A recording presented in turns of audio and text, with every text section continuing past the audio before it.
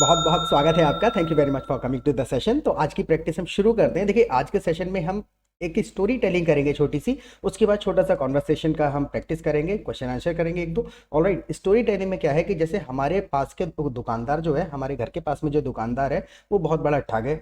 बच्चों को भी नहीं छोड़ता है, एमआरपी पे ही सारी चीज़ें बेचता है और कभी कभी तो कोशिश करता है एमआरपी से ज़्यादा चार्ज कर लूँ। तो इन चीज़ों को, ऐसी ही सिचुएशन में जब हम किसी के बारे में बात करते हैं, कोई सिचुएशन को एक्सप्रेस करते हैं, तो कंटिन्यूसली जो इंग्लिश बोलनी पड़ती है, 20-25 सेंटेंसेस लगातार बोलने पड़ते हैं। तो उनको नेचुरली कैसे बोलना है कि स्टोरी जैसा साउंड करें, ट्रांसलेशन करेंगे तो क्या दिक्कत आती है, तो ये सारी चीज़ें we gonna learn in this session. So I will be sharing my screen with you. मैं अपनी स्क्रीन आपके साथ में शेयर कर देता हूँ। प्रैक्टिस करने का एक बेस्ट तरीका बस यही है कि whatever you see on the screen in English, you repeat every sentence after me loudly. हर सेंटेंस को लाउडली बोलते चलिएगा, जिससे आपको वर्ड्स का प्लेसमेंट भी समझ में आता चला जाएगा और प्रोनाउंसिएशन की आदत भी पड़ जाएगी। ऑलराइट, तो हमारे पास का दुकानदार बहुत बड़ा ठग है। हमारे पास का दुकानदार जो है बहुत बड़ा ठग है। देखिए, एक चीज को बोलने के बहुत सारे ऑल्टरनेट होते हैं, तो हम उनके कुछ ऑल्टरनेट भी साथ साथ देखते हुए चलेंगे। The shopkeeper near our house is a big fraudster. The shopkeeper near our house is a big fraudster. ये एक तरीका हो गया कहने का, ये लिटरल ट्रांसलेशन हमने किया हुआ है। इसको आप ऐसे भी कह सकते हैं, our shopkeeper is a big fraudster, क्योंकि हमारा दुकानदार भी कह सकते हैं जिसके पास हम रेगुलरली जा रहे हैं। Our shopkeeper is a big cheat, इसको ऐसे भी कहा जा सकता है, या फिर our shopkeeper is a big cheater. कई सारे ऑल्टरनेट होते हैं हमारे पास में, अगर हमें एक सिचुएशन समझ में आ जाती है तो कितने तरीके से कह सकते हैं, the shopkeeper near our house is a big cheat. इस तरीके से भी आप कह देंगे तो समझ में आ जाता है कि वो फ्रॉडस्टर है, चीटिंग कर लेता है, लोगों को ठग लेता है। Got the point. Now look at the next sentence. अगला सेंटेंस देखिए, किसकी बात कर रहे हो, यानी सामने वाला बंदा पूछ रहा है किसकी बात कर रहे हो। किसकी बात कर रहे हो, तो बिल्कुल बेसिक सा सेंटेंस है, whom are you talking about? whom are you talking about, यानी कि किसकी बात कर रहे हो। Now the next sentence is वही बड़ी मूंछों वाला। वही, इसमें देखिए हमको ये सीखना है, जब हमको एम्फेसाइज करना है, वही बड़े पेट वाला, वही जो झूठ बोलता है, वही जो सबको ठग लेता है। इस प्रकार से अगर हमको एम्फेसाइज करना होता है, प्लेस हो या बंदा हो, तो उसका स्ट्रक्चर कैसे हम करते हैं, वही बड़ी मूंछों वाला, द वन विद बिग मस्टेशेस। देखिए, यहाँ पर रोल जो है वो दा वन को समझने वाली बात है कि दा वन का हम इस्तेमाल ऐसी कंडीशन में कर लेते हैं, द वन यानी कि वही। अगर मैं किसी से पूछना चाहूँ क्या तुम वही हो जिससे मैं कल मिला था, आर यू द वन, क्या तुम वही हो, are you the one I met yesterday, जिससे मैं कल मिला था। तो यहाँ पर बात हो रही वही बड़ी मूंछों वाला, द वन विद बिग मस्टेशेस। इसकी जगह अगर आपको कहना हो कि बड़े पेट वाला, so the one with big stomach, the one with big tummy. तो इस तरीके से जोर देने के लिए होता है, अगर हमें कहना हो कि अरे वही बंदा जो प्राइवेट कंपनी में काम करता है, the one who works in a private company, the one से एम्फेसाइज कर दिया वो वाला, वही बंदा, the one who works in a private company. Right, so यहां पर हम कह रहे हैं वही बड़ी मूंछों वाला, द वन विद बिग मस्टेशेस, बड़ी मूंछों वाला। नाउ उसने तुम्हें कैसे ठग लिया, अब सामने वाला पूछ रहा है कि उसने तुमको कैसे ठग लिया। How did he deceive you, यानी उसने आपको कैसे ठग लिया, how did he deceive you. Deceive मतलब है धोखाधड़ी करना, किसी को चीट कर लेना। तो इसकी जगह आप दूसरा वर्ड भी इस्तेमाल कर सकते हैं, how did he cheat you. How did he cheat you का ही इस्तेमाल करेंगे। आपने कुछ एक शब्द हमेशा अक्सर सुना होगा, how did he cheat on you. आप अगर कहते हैं तो एक्चुअल में वो थोड़ा नेटिव इंग्लिश के हिसाब से इनएप्रोप्रिएट हो जाता है, क्योंकि चीट ऑन अपने आप में एक फ्रेज है, वो स्पेशली रिलेशनशिप के धोखाधड़ी के लिए इस्तेमाल होता है। एक लड़का लड़की अगर है तो वो कह सकते हैं that girl cheated on me, यानी उसने मुझे रिलेशनशिप में धोखा दे दिया, तो चीट ऑन किया है। कोई रिश्तेदारी में, रिश्ता अगर किसी का है, हस्बैंड वाइफ का है, तो उस लव रिलेशनशिप में एक्चुअली इसका इस्तेमाल होता है चीट ऑन, यानी कि that girl cheated on me. तो सामने वाला इसी फ्रेज से समझ जाएगा कि प्यार में या रिलेशनशिप में धोखा हुआ है। लेकिन यहाँ पर प्यार और रिलेशनशिप नहीं है, तो हम इतना कह सकते हैं how did he cheat you, या फिर how did he deceive you. तो ये थोड़ा सा इनके अंदर डिफरेंस है। अगर ऑन का भी इस्तेमाल करेंगे then you talking about love relationship. Alright, now the next sentence is, मैं जब भी कुछ खरीदने जाता हूँ हर चीज एमआरपी पे ही देता है। मैं जब भी कुछ खरीदने जाता हूँ हर चीज एमआरपी पर ही देता है। एक चीज और है, अगर आप चैनल पे पहली बार आए हैं तो प्लीज सब्सक्राइब जरूर कर लीजिएगा, क्योंकि रोजाना क्वालिटी कंटेंट हम अपलोड करते रहते हैं। और दूसरा, आप हमारी लाइव क्लासेस भी अटेंड कर सकते हैं हमारे एप्लीकेशन पर। देखिए, लाइव क्लासेस में आने का फायदा क्या है, एक तो हम आपको अपने ग्रुप में ऐड कर देंगे, वहां पर आप थ्रू आउट द डे दूसरे पार्टिसिपेंट्स के साथ चैट कर सकते हैं, ओवर द फोन प्रैक्टिस कर सकते हैं बात करके, क्योंकि सारा गेम है प्रैक्टिस का। जितना ज़्यादा समय आप इंग्लिश के एनवायरनमेंट में बिताएंगे उतनी ही जल्दी आप सेंटेंसेस को अडॉप्ट करते चले जाएंगे, and automatically you will start using them in your conversation. दूसरी चीज़ ये है, शाम को जब हमारे लाइव सेशन होते हैं ना, तो वहाँ पर जब 2-1 घंटा जब आप रोज़ाना बिताएंगे एनवायरनमेंट में तो कम से कम 100-200 नए नए सेंटेंसेस सुनेंगे, स्ट्रक्चर सुनेंगे, तो 15-20 दिन के अंदर आपको खुद से समझ में आ जाएगा द लॉजिक ऑफ इंग्लिश। और रही बात फीस की, बिल्कुल ही मिनिमल सा अमाउंट हम चार्ज करते हैं, बहुत ही छोटा सा अमाउंट है। और अगर किसी के पास पैसे नहीं है तब भी आपको पैसे की वजह से ये नहीं सोचना है कि मैं क्लासेस में नहीं जा रहा हूँ या फिर मैं कोर्स ज्वाइन नहीं कर पा रहा हूँ। पैसे की प्रॉब्लम अगर है then we can discuss it over the phone, हम कोई ना कोई सॉल्यूशन निकाल लेंगे। अगर आपके पास टाइम है और आप सीखना चाहते हैं then you simply drop me a WhatsApp message on my number. Alright, now let's get back to it. दो काम करने हैं, सब्सक्राइब करना है और लाइव क्लासेस में जरूर आना है। मैं जब भी कुछ खरीदने जाता हूँ हर चीज एमआरपी पर ही देता है। अब ये बिल्कुल उसकी कंडीशन है, एवरी टाइम यानी हर समय, जितनी बार भी मैं जाता हूँ, every time I go to buy something he charges MRP. every time I go to buy something he gives everything at MRP। अगर दूसरे तरीके से कह रहे हैं, every time I go to buy something he gives everything at MRP, हर चीज MRP पर देता है। या फिर दूसरे तरीके से आप कह सकते हैं every time I go to buy something he charges MRP। ये MRP जो सुनने में छोटा सा शब्द लग रहा है, he charges maximum retail price। तो पूरा का पूरा अगर आप बोल देंगे तो खुद से आपको कंप्लीट सेंटेंस सुनने में लग जाएगा। However it is spoken this way only, इसी तरीके से इसको बोला जाता है।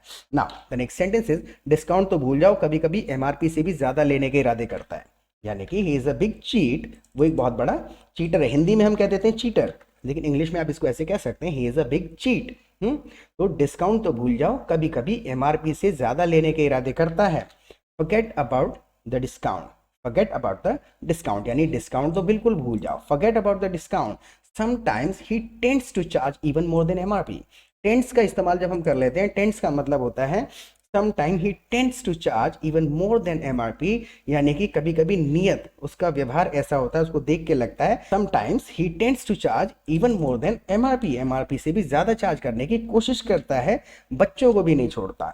फीलिंग क्या है कि सबको ही ठग लेता है, सबसे एमआरपी ले लेता है, ये किसी को डिस्काउंट नहीं देता और बच्चों को भी नहीं छोड़ता है, उनको भी इसी में इंक्लूड कर लेता है। तो even if it's a child, even if it is a child, चाहे बच्चा ही क्यों ना हो, ही चार्जेस एमआरपी, एमआरपी ही चार्ज करता है। Now the next sentence is इसलिए ही तो उसकी दुकान चलती नहीं है, इसीलिए तो उसकी दुकान चलती नहीं है। कई सारे तरीके से आप इसको कह सकते हैं। This is the reason for his shop is not thriving, this is the reason, यही तो रीजन है, this is the reason for his shop is not thriving, this is the reason. अगर दूसरे तरीके से आप कहना चाहें तो आप कह सकते हैं दैट इज वाई, इसीलिए, that is why his shop is not thriving. इसीलिए थ्राइव करना मतलब होता है कोई चीज सही तरीके से चलना, that's why his shop is not thriving, कि उसकी दुकान इसी वजह से नहीं चल रही है। Now the next sentence is customer उसकी दुकान पे बहुत मजबूरी में जाते हैं, कस्टमर उसकी दुकान पे बहुत ही ज्यादा मजबूरी में जाते हैं।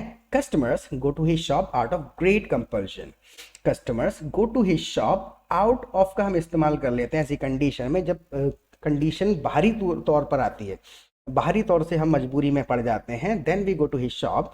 तो हम क्या कहेंगे, customer go to his shop out of great compulsion, यानी बहुत मजबूरी की वजह से उसकी दुकान पर जाना पसंद करते हैं। Customer go to his shop out of great compulsion. Now इसी चीज को हम दो एक बार और यूज करेंगे इसी सेशन में, तो आपको और क्लियर समझ में आ जाएगा। Now the next sentence is जब दूसरी सारी दुकानें बंद होती हैं, यानी कि customer go to his shop out of great compulsion when all other shops are closed, जब सारी दुकानें बंद होती हैं, when all other shops are closed, जब और दूसरी सारी दुकानें बंद होती हैं, when all other shops are closed। now the next sentence is क्या आपके घर के आसपास भी कोई ऐसा दुकानदार है जो एक फ्रॉडस्टर हो, ठग लेता हो सबको? क्या आपके घर के आसपास भी कोई ऐसा दुकानदार है? This question is for you, I want you to reply in comment section. Okay, क्या आपके घर के आसपास भी कोई ऐसा दुकानदार है? Do you also have any such shopkeeper near your house? Do you also have any such shopkeeper, इस प्रकार का, इस तरीके का, do you also have any such shopkeeper near your house? क्या आपके घर के आसपास भी कोई इस तरीके का दुकानदार है? Now the next sentence is जिसकी दुकान पर आप बस मजबूरी में ही जाते हो, जिसकी दुकान पर आप बस मजबूरी में ही जाते हो। द वन, फिर से हमने द वन यूज कर लिया, यानी एम्फिसाइज कर रहे हैं उस बंदे को ना, द वन जिसको आप you visit only out of share need. Do you have any such shopkeeper near your house? आपके आसपास भी कोई ऐसा दुकानदार है? द वन यानी कि जिसको, the one you visit only out of share need, the one you visit only out of compulsion, मजबूरी में जिसको आप जाकर के विजिट करते हैं, the one you visit out of compulsion. और मैं चाहता हूं कि आप कमेंट सेक्शन में बताएं ऐसा क्या हुआ कि आपका उसकी दुकान पे जाने का मन नहीं करता। यानी कोई अगर ऐसा दुकानदार है जिसकी दुकान पे आप बहुत मजबूरी में जाते हैं, तो मैं चाहता हूं कि आप कमेंट सेक्शन में बताएं। चलिए इसको इंग्लिश में लिखते हैं, फिर क्वेश्चन तो आपको साथ के साथ समझ में आ ही जाएगा मैं क्या पूछना चाह रहा हूं आपसे। क्वेश्चन लिखते हैं कि I want you to tell us in comment section. मैं चाहता हूं आपसे ना, तो आई वॉन्ट यू, मैं आपसे चाहता हूं आई वॉन्ट यू, और क्या करवाना चाहता हूं मैं आपसे, I want you to tell us, आप हमको बताएं। I want you to tell us in comment section, यानी आप हमको कमेंट सेक्शन में बताएं। I want you to tell us in comment section what happened that you don't want to go to his shop. I want you to tell us in comment section what exactly happened that you don't want to go to his shop. असल में ऐसा क्या हुआ जो आप उसकी दुकान पर नहीं जाना चाहते हैं। What exactly happened? So I want you to tell us in comment section. Don't be lazy at writing. 2 4 5 लाइनों में लिखने की कोशिश जरूर करिएगा। इंसिडेंट को जब आप लिखेंगे ना, तो आपको खुद से समझ में आ जाएगा कि आपको सेंटेंसेस का फॉर्मेशन आता है नहीं आता, स्ट्रक्चर सही बना पा रहे हैं या नहीं बना पा रहे हैं। Alright, now the next sentence is, pause करके लिख लीजिएगा फिर आगे देखिएगा। और रही बात इंग्लिश सीखने की, रही बात इंग्लिश सीखने की, अब ये एक टॉपिक खत्म कर दिया हमने, अब दूसरे टॉपिक पे है रही बात इंग्लिश सीखने की। तो यहां पर कह सकते हैं if you talk about learning English now, वो बात खत्म हो गई। If you talk about learning English now, देखिए इस चीज को हम लिटरली ट्रांसलेट नहीं कर रहे हैं क्योंकि ये शब्दों का खेल नहीं है, भावनाओं का खेल है। भावना को समझ के भावना को एक्सप्रेस करना सीखना है इंग्लिश में, ना कि इन शब्दों को बोलना सीखना है इंग्लिश में। Got the point? तो भावना क्या है, if you talk about learning English now, अगर आप अंग्रेजी सीखने की बात करें तो मैं आपकी मदद के लिए हमेशा तैयार हूं, मैं आपकी मदद के लिए हमेशा तैयार हूं। कई सारे तरीके होते हैं इसको कहने के। I am always here for you, basic तरीका बिल्कुल सिंपल शॉर्ट में क्या डालते हैं, I am always here for you, don't worry यार, I am always here for you. अगर हम लिटरली इसी तरीके से कहना चाहें तो I am always ready to help you, हमेशा आपकी मदद के लिए तैयार हूं। I am always ready to help you, या फिर I am always here for you. Now the next sentence is, मैं अपने एक्सपीरियंस से बता रहा हूं, मैं अपने एक्सपीरियंस से बता रहा हूं। I am telling you with my experience, I am telling you, with का इस्तेमाल करते हैं ऐसी कंडीशन में। I am telling you with my experience, यानी कि मैं अपने एक्सपीरियंस से बता रहा हूँ। I am telling you with my experience, क्या बता रहा हूँ मैं अपने एक्सपीरियंस से। सही तरीके से सीखी जाए तो इंग्लिश सीखने में 2 महीने से ज़्यादा नहीं लगने चाहिए। सही तरीके से अगर सीखी जाए तो इंग्लिश सीखने में 2 महीने से ज़्यादा नहीं लगने चाहिए। इसी चीज़ को इंग्लिश में हमको बोलना है इसी लहजे में। इफ लर्न करेक्टली, यानी सही तरीके से अगर सीखी जाए, इफ लर्न करेक्टली। देखिए एक चीज और है इसमें, यहाँ पर हमने लर्न लिखा हुआ है, इफ लर्न करेक्टली, या फिर इसको आप ईडी साथ में लगा दें, इफ लर्न करेक्टली, दोनों ही सेम है, ग्रामेटिकल उसमें कोई एरर नहीं है। ब्रिटिश एंड यूएस का थोड़ा सा फर्क है, कुछ चीज़ों में स्पेलिंग में और प्रोनाउंसिएशन में वो लोग डिफर करते हैं, तो वो था करेक्ट। इफ लर्न करेक्टली यानी कि सही तरीके से अगर सीखी जाए, it shouldn't take more than 2 months to learn English proficiently, यानी कि 2 महीने से ज़्यादा नहीं लगने चाहिए। It shouldn't take more than 2 months to learn English proficiently, right. या फिर दूसरे तरीके से और ज़्यादा घुमा फिरा के आप कहना चाहें तो आप कह सकते हैं if learn the correct way, if learn the correct way, सही तरीके से अगर सीखी जाए, if learn the correct way, it shouldn't take more than 2 months to become fluent at English, यानी इंग्लिश में फ्लुएंट होने के लिए 2 महीने से ज़्यादा नहीं लगने चाहिए। If learn the correct way, it shouldn't take more than 2 months to become fluent at English. Got the point? तो 2-3 बार जब आप इन चीज़ों को देखेंगे ना, इस सेशन को देखेंगे, तो खुद से आपको इसके स्ट्रक्चर समझ में आ जाएंगे एंड लॉजिक समझ में आ जाएगा, and definitely you will be able to create new sentences on the basis of these structures. यही सारा खेल है, बस हम पहले सुनते हैं, समझ में आ जाता है जब एक स्ट्रक्चर हमको, तो खुद से हम लॉजिक लगा के उसी में बंदे का नाम और बंदे का काम बदल डालते हैं।